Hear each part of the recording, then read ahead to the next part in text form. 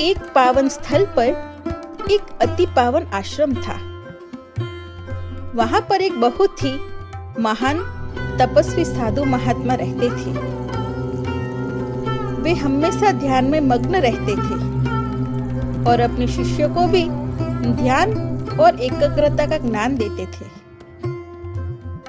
उनका एक शिष्य था जिसका नाम आनंद था।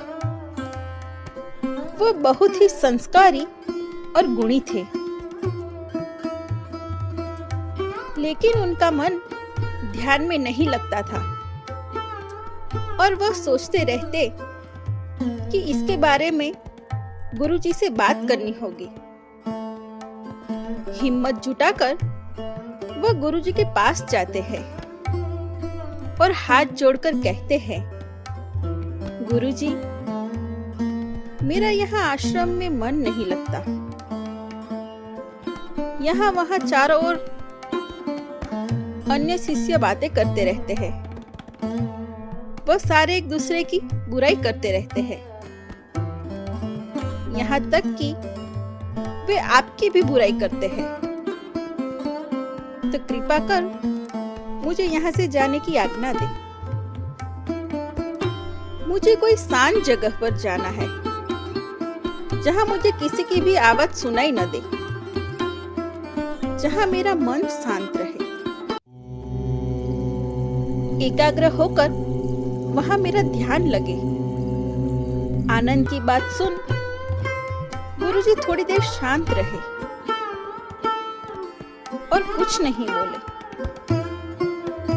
फिर थोड़ी देर बाद गुरुजी बोले, ठीक है, तुम्हें आश्रम छोड़ के जाना है तो ठीक है, मैं तुम्हें नहीं रोकूंगा, पर जाने से पहले मेरा एक काम करोगे?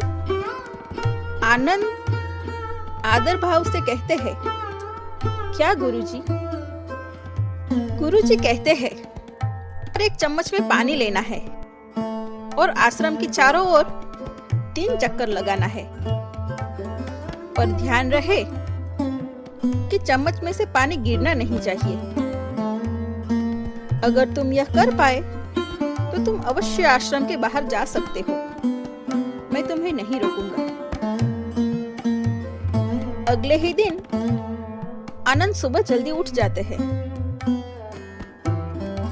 और गुरुजी के कहे अनुसार चम्मच में पानी भरकर आश्रम के चारों ओर 3 चक्कर लगा लेते हैं।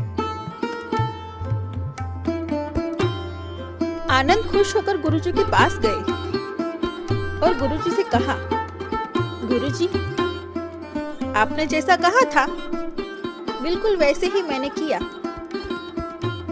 मैंने आश्रम के चारों ओर 3 चक्कर लगा लिए और पानी भी नहीं गिरा।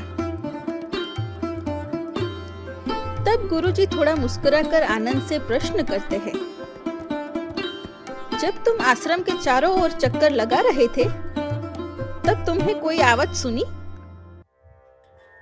आनंद कहते हैं, जी नहीं गुरुजी, नहीं सुनी।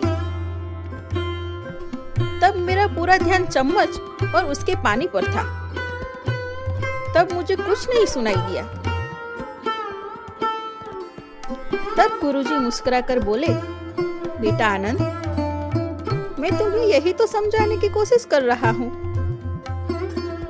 कि हम जो भी काम कर रहे हैं वह पूरी एकाग्रता और ध्यान रखकर करें तो हमें कोई चीज परेशान नहीं कर सकती।